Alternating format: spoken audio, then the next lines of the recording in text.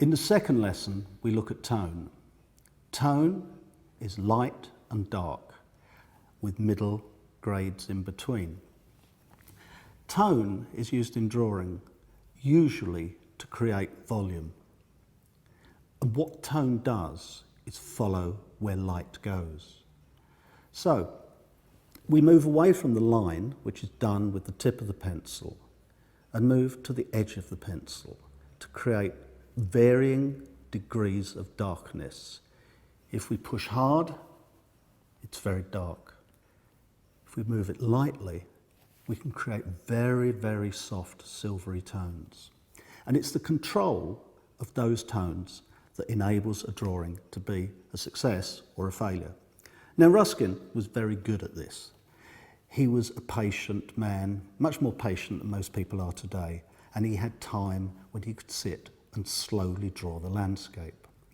In the drawing that we're going to look at today, Ruskin is sitting out probably on a rather nice sunny day on a hillside with probably 2 or 3 hours to spare, and he very, very slowly builds an image of the mountains on the other side of the valley.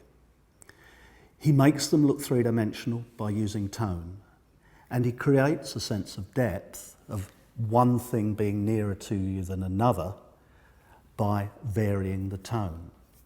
Now, there is a basic rule in tone, which is that if you want to make something look close to the viewer of the drawing, you do it dark. If you want to make it look further away, you make it faint and light. And so, to get a middle ground, you need a middle tone. Now, if you look at this drawing, you will see that the mountains in the distance are very lightly drawn. The mountains in the middle ground are less light, and as we move towards the foreground and the row of trees and the houses, we see it getting darker and darker. And that is what not only creates a sense of volume, of the mountains having real structure, but actually of depth, of some things being nearer than another.